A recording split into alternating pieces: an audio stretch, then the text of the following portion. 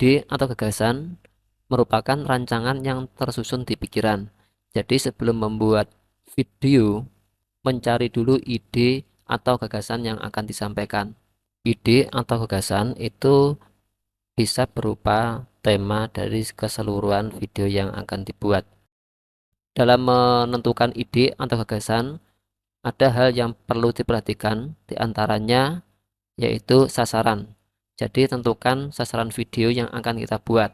Apakah video itu untuk pelajar SMA atau SMK, untuk anak-anak, atau untuk masyarakat umum. Jadi tentukan dulu sasaran video yang akan dibuat. Kemudian yang kedua yaitu tujuan. Jadi pada saat akan membuat video, tentukan tujuannya terlebih dahulu. Apakah untuk pembelajaran, untuk diperjualbelikan, untuk dokumentasi, untuk hiburan semata, ataukah untuk tugas sekolah. Kemudian pokok materi. Jadi video yang akan dibuat itu diharuskan memiliki pokok materi. Misalnya pesan yang akan disampaikan. Contoh tentang pesan bahaya narkoba atau bahaya merokok dan sebagainya. Jadi tiga hal ini perlu diperhatikan pada saat menentukan ide atau gagasan yang akan disampaikan dalam bentuk video. Setelah menentukan ide atau gagasan, langkah berikutnya menjabarkan ide atau gagasan tersebut ke dalam bentuk sinopsis. Sinopsis merupakan alur cerita yang dijelaskan secara singkat, sehingga penonton mampu memahami isi cerita yang disampaikan dalam video. Ciri-ciri sinopsis diantaranya alur ataupun jalan ceritanya disusun secara berurutan ataupun kronologis serta tepat. Alur atau plot sinopsis lebih baik sama dengan alur cerita aslinya. Jadi pada sinopsis itu menggambarkan seluruh alur cerita asli yang disusun secara berurutan. Selanjutnya ciri-ciri yang kedua, adanya suatu ajakan ataupun motivasi bagi para penonton untuk menonton video itu, serta sinopsis itu dikemas sebaik mungkin agar penonton tertarik untuk menonton video tersebut. Yang ketiga, menampilkan konflik secara singkat serta menarik. Kemudian yang keempat, menimbulkan rasa penasaran bagi calon penonton. Jadi sinopsis selain adanya suatu ajakan atau motivasi pada calon penonton, juga menampilkan konflik dan menimbulkan rasa penasaran, sehingga para penonton akan tertarik mengikuti video dari awal sampai akhir. Fungsi sinopsis dalam presentasi video yaitu yang pertama membantu penonton untuk memahami alur cerita. Yang kedua, memberi gambaran yang jelas secara sederhana mengenai urutan ataupun kronologi ceritanya.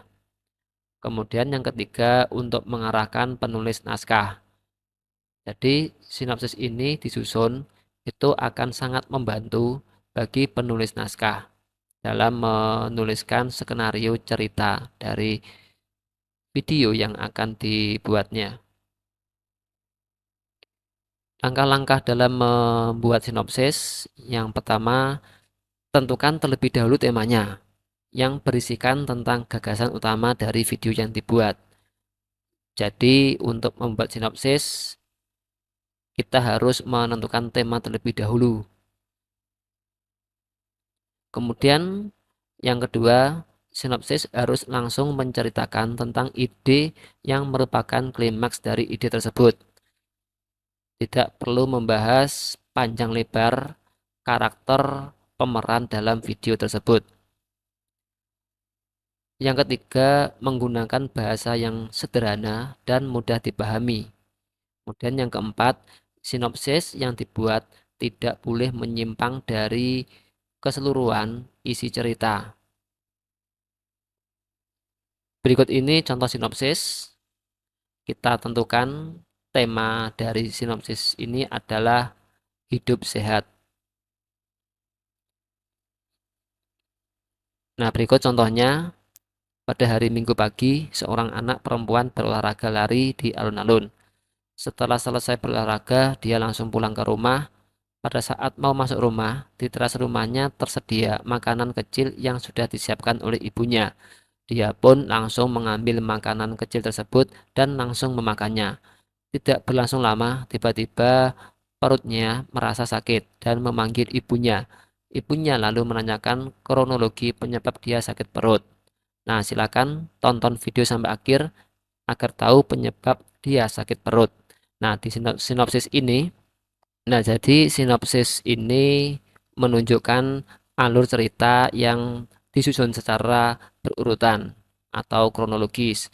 Kemudian berisi ajakan atau motivasi bagi para penonton untuk menonton video yang dibuat.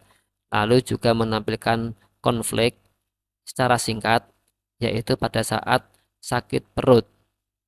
Kemudian menimbulkan rasa penasaran bagi calon penonton bagaimana kronologisnya si perempuan itu sakit perut, sehingga menimbulkan rasa penasaran dan ingin menonton video ini. Nah, jadi ini contoh sinopsis tentang hidup sehat.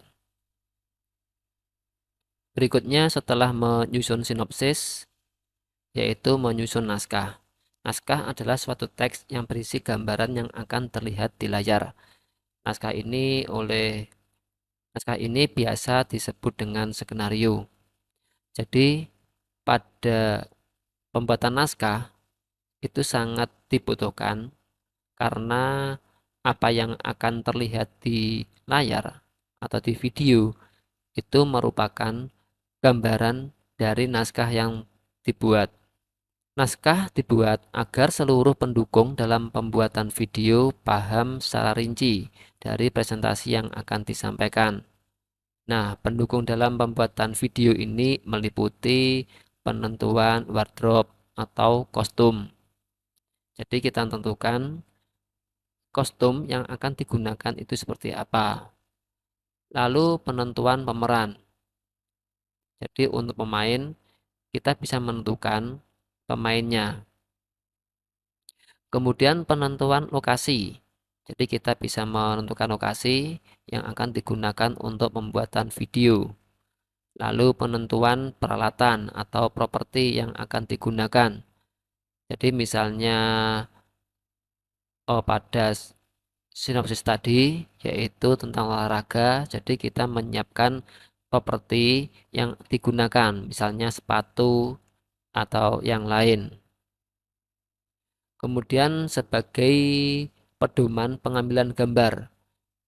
Nah, jadi pada pembuatan naskah kita dapat merencanakan pengambilan gambarnya seperti apa, angle-nya seperti apa, sudut pandangnya seperti apa.